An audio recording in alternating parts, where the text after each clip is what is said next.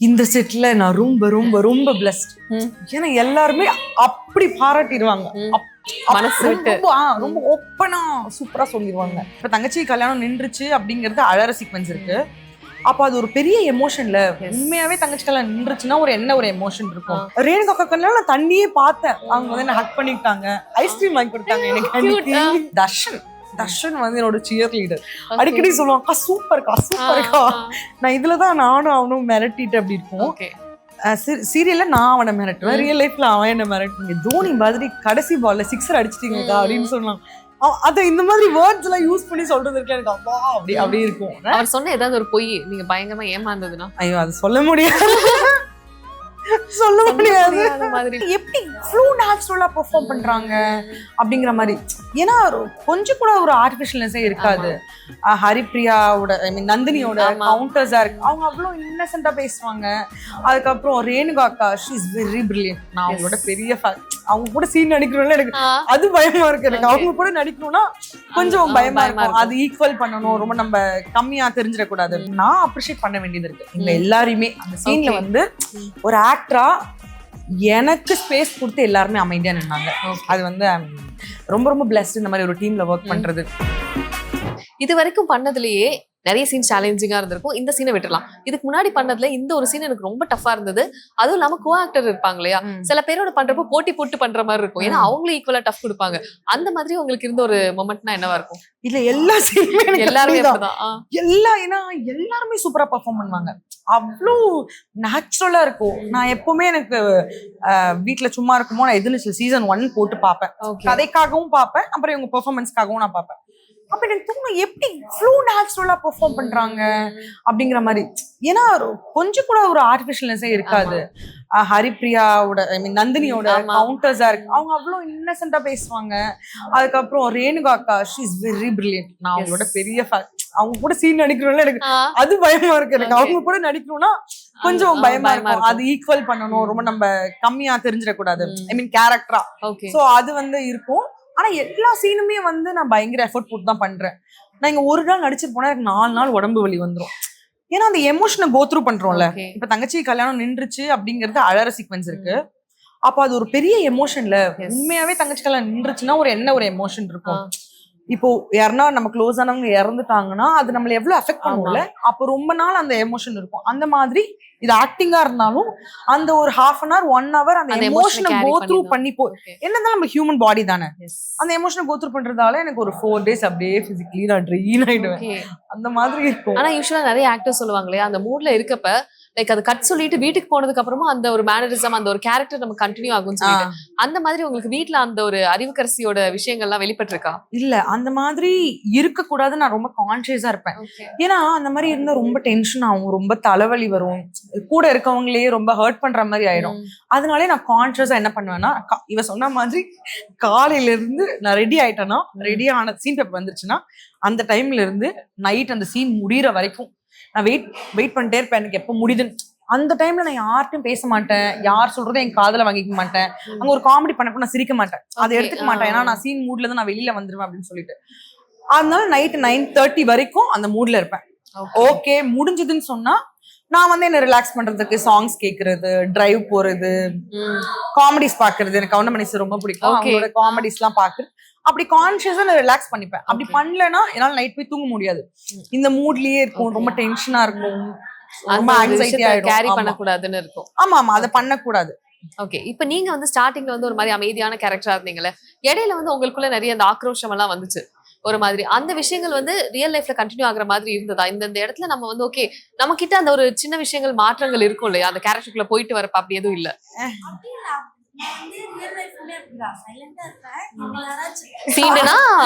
கொஞ்சம் கோவப்படுவோம். எனக்கு ஷாக்கா இருந்தது ஃபர்ஸ்ட் டைம் கோவப்படும் போது. என்னடா என்ன இந்த முகத்துல இருந்து கோவம்லாம் வருது? என்ன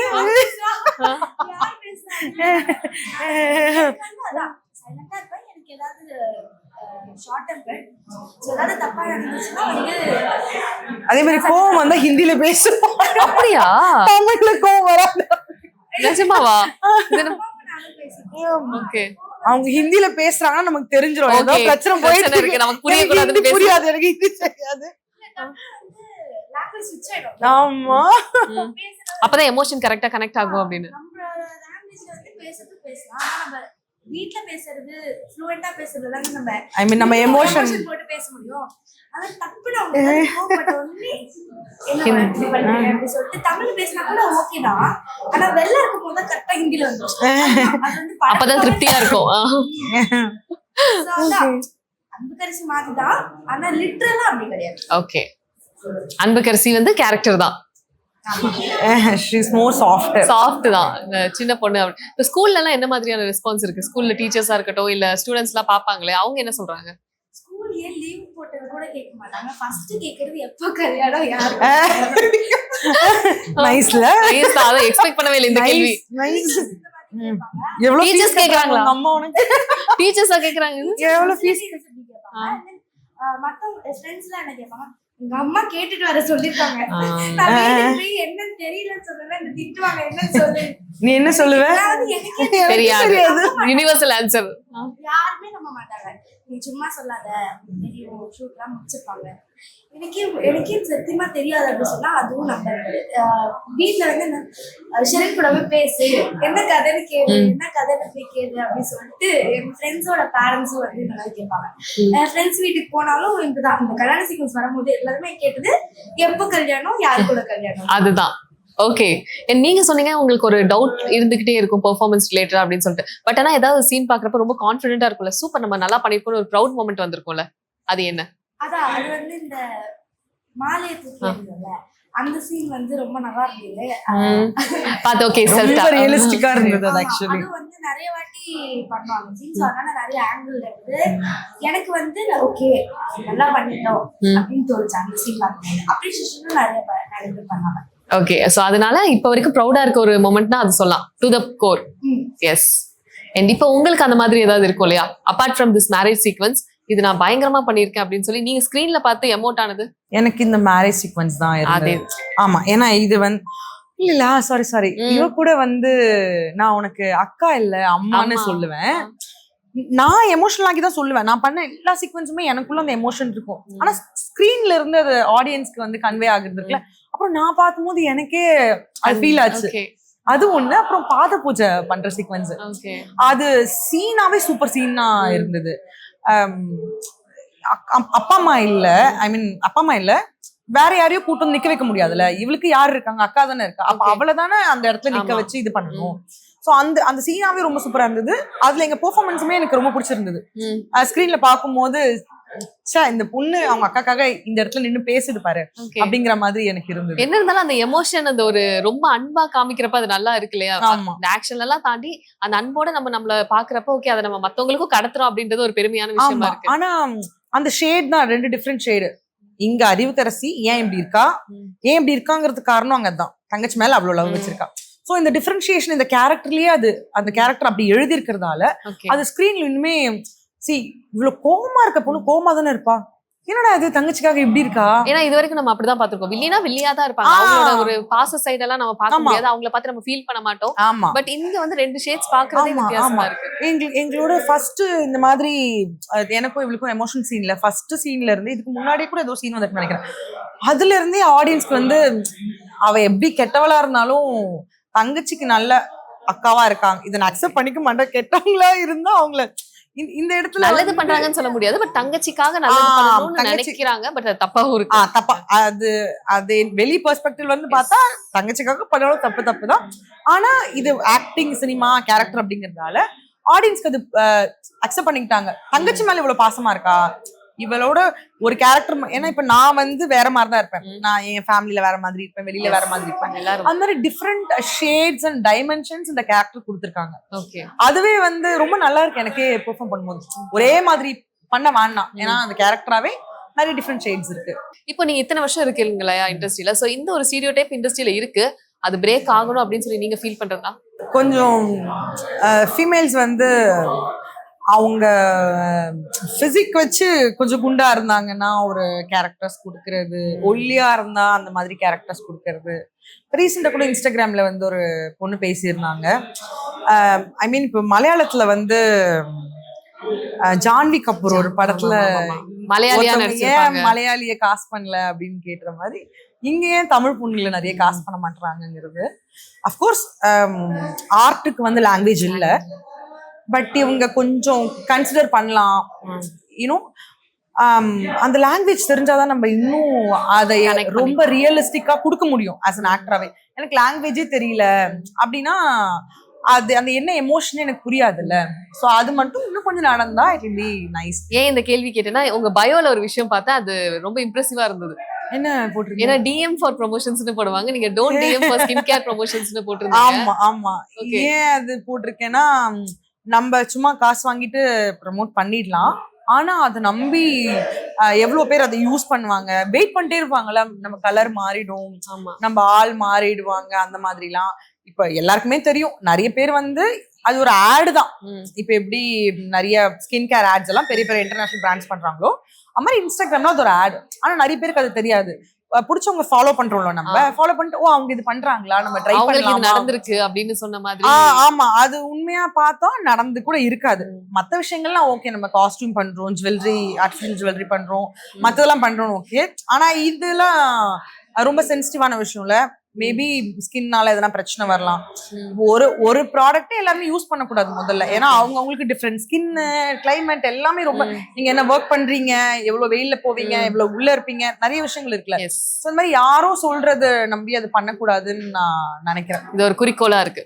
ஓகே, இப்போ வந்து நம்ம இண்டஸ்ட்ரிக்கு நீங்க வரீங்க அப்படின்னா, இதெல்லாம் நான் வந்து எத்திக்ஸா என் மைண்ட்ல ஃபிக்ஸ் பண்ணி வச்சிருந்தேன், எத்தனை வருஷம் ஆனாலும் அதை நான் மாத்திக்க மாட்டேன் அப்படின்னு சொல்லி உங்களுக்காக நீங்க வச்சுக்கிட்ட ஒரு எத்திக்ஸ் தான் என்னென்ன விஷயங்கள்ல? இல்ல, நான் என்ன சொல்வேன்னா, அப்படி நம்ம பெர்ஃபெக்ட்டா இப்படி இருக்கணும் அப்படி இருக்கணுங்கிறதே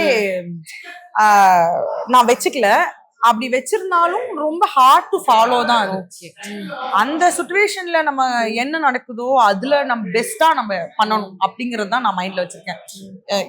ஹியூமன்ஸ் வில் மேக் மிஸ்டேக்ஸ்ல. சோ அந்த மாதிரி தப்பு பண்ணி நிறைய நான் கத்துந்திருக்கேன். அதுதான் ஒரு ஹியூமனை எவால்வ் ஆகுறது அப்படிங்கிறது. அப்படி இல்ல, இப்ப வந்து நான் ஸ்பாட்டுக்கு நான் தான் ஃபர்ஸ்ட் வருவேன், நான் தான் கடைசியாவும் போவேன். இப்ப வந்து அதை நான் ஃபாலோ பண்றேன். ஏன்னா ரொம்ப நம்ம கரெக்ட் டைமுக்கு வந்துட்டு அவசர அவசரமா மேக்கப் போட்டு எல்லாம் ரெடி ஆகுறது அப்படிங்கிறது வந்து இப்ப கொஞ்சம் கஷ்டமா இருக்கு எனக்கு. அதனால சரி, என்ன காலைல கொஞ்சம் சீக்கிரமா வரணும், அவ்வளவுதானே. 7:30க்கு நான் ஸ்பாட்டுக்கு வந்துடுவேன். சம்டைம்ஸ் 7:25 அப்படிலாம் வந்துடுவேன். கடைசியாவும் நான் தான் போவேன். சோ அது வந்து நான் இப்ப ஃபாலோ பண்றேன். ஆமா, அதுக்கப்புறம் எந்த அளவுக்கு அந்த கேரக்டருக்கு நான் உண்மையா இருக்க முடியும் அப்படின்னு நான் பாக்குறேன். இன்னைக்கு நான் ஷூட் வரேன்னா என்னை நம்பி ஒரு நல்ல சீன் எழுதியிருக்காங்க, நான் இவ்வளவு பே வாங்குறேன், ஆடியன்ஸ் வெயிட் பண்ணுவாங்க இந்த கேரக்டர் என்ன பண்ணுதுன்னு சொல்லி பாக்குறேன். ஆமா ஆமா. சோ இதுக்கெல்லாம் நான் உண்மையா இருக்கேனா, எந்த அளவுக்கு நான் உண்மையா இருந்திருக்கேன் அப்படிங்கறத வந்து இப்ப நான் ஃபாலோ பண்றேன். இதுதான் நான் கத்துக்கிட்டது. நான் ஸ்டார்டிங்ல இப்படி இருக்கணும்னு நான் நினைக்கல. இப்ப போக போக நான் கத்துக்கிட்டு இதுல இப்ப கரெக்டா இருக்கணும்னு நினைக்கிறது, இது 2 விஷயத்துல இப்ப நான் ரொம்ப கரெக்டா இருக்கேன். ஓகே, அந்த மாதிரி நீங்க ஃபாலோ பண்ற விஷயங்கள்லாம்? டைம் போட ட்ரை பண்ணுவேன்.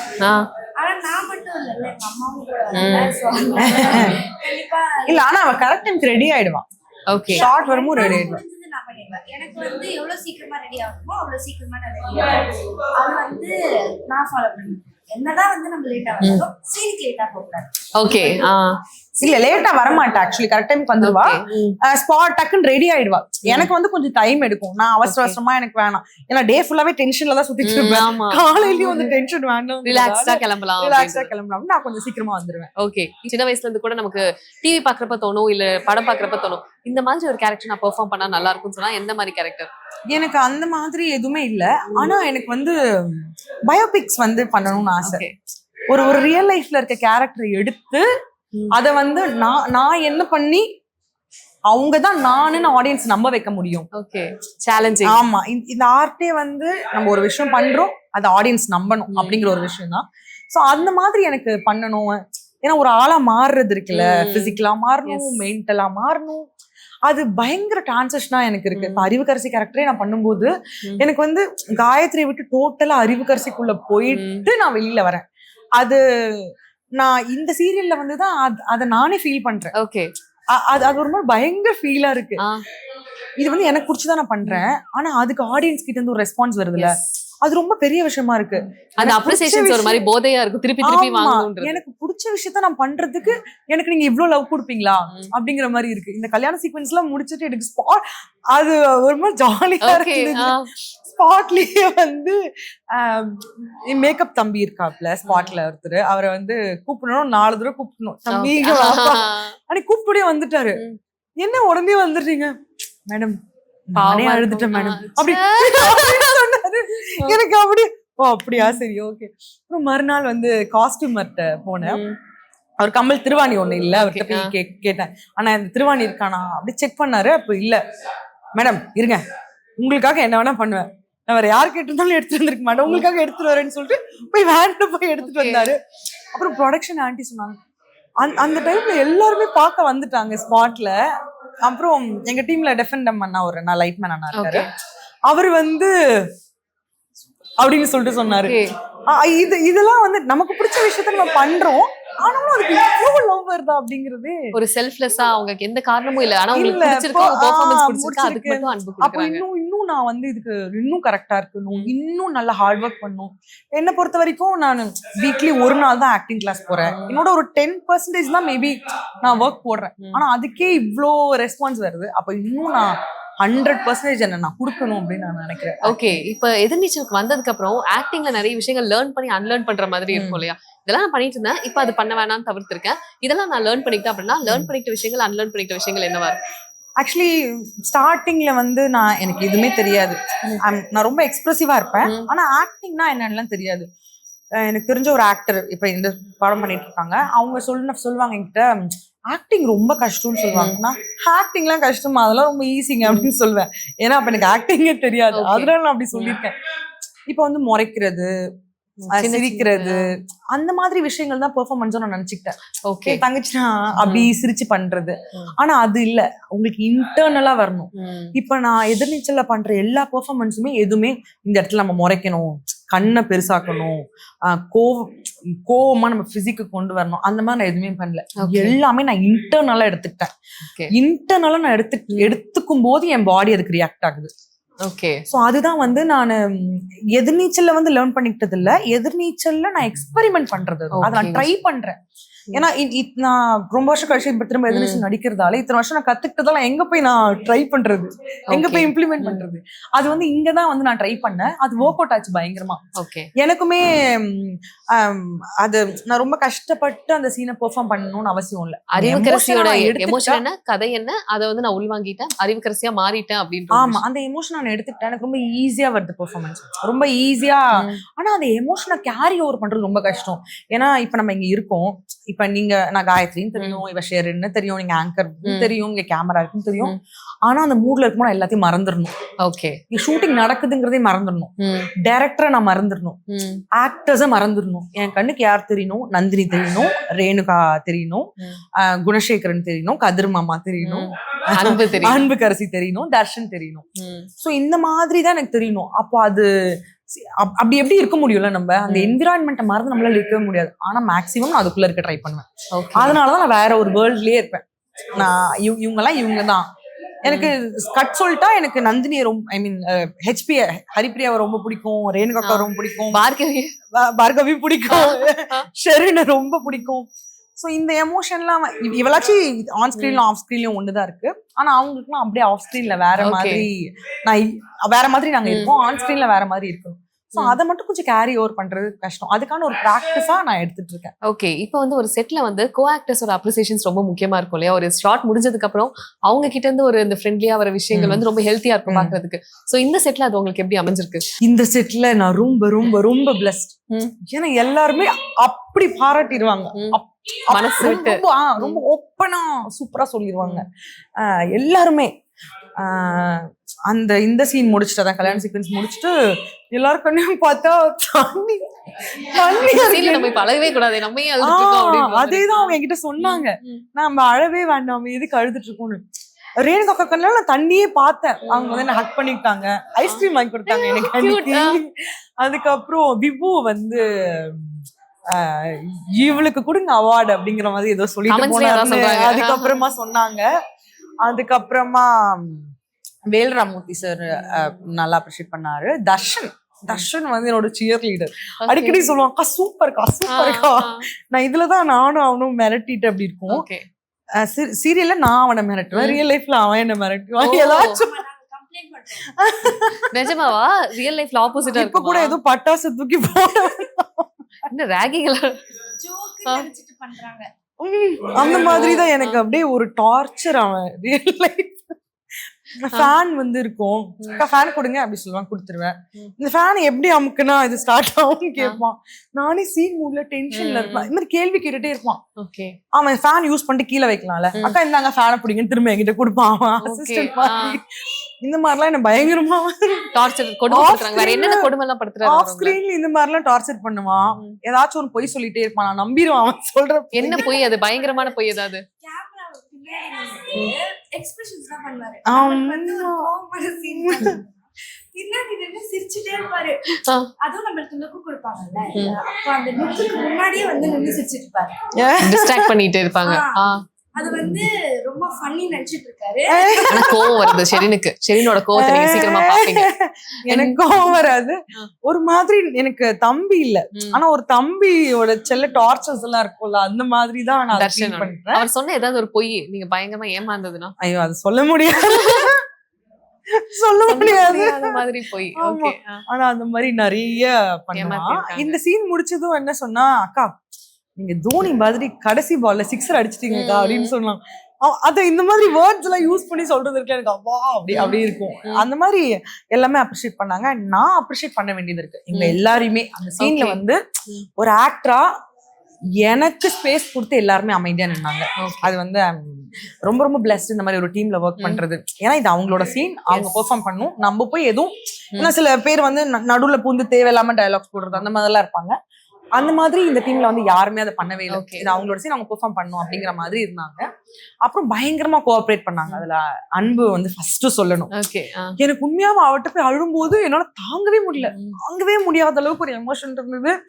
ஐயோ அவளை இது பண்ணிடக்கூடாது, இந்த கல்யாணம் எப்படியாச்சும் அவளுக்காக பண்ணி வச்சிடணும் அப்படிங்கிறது ஃபுல் அண்ட் ஃபுல் அவன் மேல இருந்த எமோஷன் தான் இந்த சீனே. அதுக்கப்புறம் முல்லை வந்து பயங்கரமா முல்லை நிறைய கொஞ்சம் அவரை கொஞ்சம் அடிச்சிட்டேன். அதை விட்டு அப்புறமா நிறைய சாரி கேட்டேன். எனக்கு அந்த சீன் படி சில டைம் வந்து நம்ம அந்த கேரக்டர்லயே இருக்கப்ப அடியெல்லாம் ஆக்ரோஷமா விழுகும். ஆமா, நான் இதுக்கு முன்னாடி இந்த சீரியல்ல எவ்வளவு ஃபைட் சீக்வன்ஸ் எல்லாம் பண்ணிருக்கேன். யாரையுமே அடிச்சது இல்ல, அடிச்சு அந்த மாதிரி. ஏன்னா இது சினிமா தானே, நம்ம ஒருத்தவங்களை ஹர்ட் பண்ணி அப்படி பண்ணணும்னு நான் நினைக்க மாட்டேன். எல்லா கோ ஆர்டிஸ்டுமே அப்படிதான். கதிர் அடிக்கடி கொஞ்சம் அடி வாங்கி இல்ல என்ன அடிச்சது இல்ல மத்த ஆளுங்கள. ஆனா ஜென்ரலா அந்த மாதிரி மேக்சிமம் அதை தவிர்த்துடணும்னு நினைப்போம். ஆனாலும் சம்டைம்ஸ் கையை பிடிச்சி இழுக்கிறது அது இதெல்லாம் நாக்கெல்லாம் பண்றோம், அதெல்லாம் ஈஸி. ஆனா இந்த சீன்ல எஸ்பெஷலி எனக்கு அண்ணன் முல்லையில அவர் தான் என்ன காப்பாத்துவார்னு நினைச்சு கடைசியா அவர்கிட்ட கேட்டேன் நான். அவரும் இல்லன்ட்டாரு. அப்ப என்னோட எல்லா கோவமும் அவர் மேலதான் இருந்தது. அவரை நான் போட்டு போடா அப்படி இப்படின்னு அடிச்சுட்டேன். ஆனா அவர் பயங்கரமா அதை கோப்ப பண்ணி திரும்ப கிட்ட வந்து அவரு அந்த சீன்ல என்னோட பெர்ஃபார்மன்ஸ் எவ்வளவு இருந்ததோ அதுக்கேத்த மாதிரி அவருமே பெர்ஃபார்ம் பண்ணியிருக்காரு. அது வந்து அவ்வளவு கோஆபரேஷன் பண்ணியிருந்தாரு. அதே மாதிரி கதிரையும் வந்து நான் அடிச்சேன். ஆக்சுவலி அவர் தான் இந்த சீரியல் எல்லாரையும் அடிச்சுட்டே இருப்பாரு. நான் வந்து அவரை அடிக்கிற மாதிரி, அவரு உங்களையும் அடிக்கிற மாதிரி சீன் இருக்கும்ல. ஆமா, அவர் வந்து ஃபர்ஸ்ட் தள்ளி விட்டாரு. அதுக்கப்புறம் போலீஸ்ல புடிச்சிட்டு போங்க இவர்ல அப்படி சொல்லிட்டு சொல்வாரு. என்ன புடிச்சிட்டு போகணுமாடா, ஒன்னதானே நான் நம்பினேன்னு சொல்லிட்டு அவரை இப்படின்னு நான் அடிச்சேன். அந்த சீன்ல அவரும் அமைதியாயிட்டாரு. அவரே சொன்னாரு, நான் இது வரைக்கும் இந்த சீரியல்ல இந்த மாதிரி அமைதியா நின்னதே இல்லை. அவர் கிட்ட போனாலே அவர் அடிச்சிருவாருன்னு எல்லாருக்கும் பயம். அவர் அடிக்கிற சீக்வன்ஸ்னால எல்லாருக்கும் பயம், யாரும் கிட்ட போக மாட்டாங்க. ஆனா அவரே இந்த சீன்ல வந்து எனக்கு ஹெல்ப் பண்றதுக்காக கோஆபரேட் பண்ணி அவரு சும்மா நின்று இருந்தாரு. சோ அதுதான் எல்லா இடத்துலயுமே ஒர்க் அவுட் ஆயிருக்கு. சோ இந்த சீன்ல இருந்த எல்லா கோ ஆர்டிஸ்ட்மே ரொம்ப தேங்க் பண்ணிக்கிறேன். சூப்பர். இப்போ வந்து செட்ல யாராவது அமைதியா இருந்தாங்கன்னா அவங்க கிட்ட தான் எல்லாரும் வம்பிழுப்பாங்கல்ல. சோ உங்களுக்கு அந்த விஷயம் ஏதாவது நடந்திருக்கா? என்கிட்ட வம்பிழுக்கிறது தர்ஷன் மட்டும். எப்பவுமே அவர் இருந்தாலே ஆனா அந்த இடமே என்டர்டைன்மென்ட் ஜாலியா இருக்கும். அவர் என்டர்டைன்மென்ட் பண்றாரோ இல்லையோ பக்கத்துல இருக்க பீப்பிள் வச்சு நல்லா என்டர்டைன்மென்ட் பண்ணிடுறாரு. என்ன இந்த செட்ல வம்பிழுக்கிறது தர்ஷன் மட்டும் ஒருத்தர் தான். மிச்சவங்க கிட்ட நல்லா பேசுவாங்க. அவருக்கு ஏதாவது டேர் கொடுங்களேன், இந்த ஒரு நாள் ஃபுல்லா நீங்க இதை பண்ணக்கூடாது அப்படின்னு சொல்லி ஏதாவது டேர் கொடுங்க. ஒரு நாள் ஃபுல்லா மொக்க ஜோக் போடுங்க.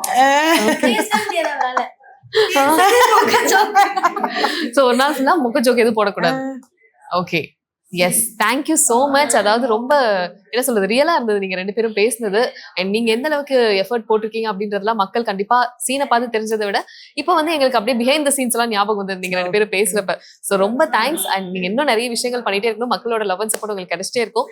Thank you so much both of you. Thank you. நீங்களும் ரொம்ப நல்லா ஆங்கர் பண்றீங்க. நான் உங்களோட நிறைய இன்டர்வியூஸ் பார்த்துருக்கேன். ரொம்ப நல்லா பேசுறீங்க. Long way to go. Thank you so much. Thank you. Thank you.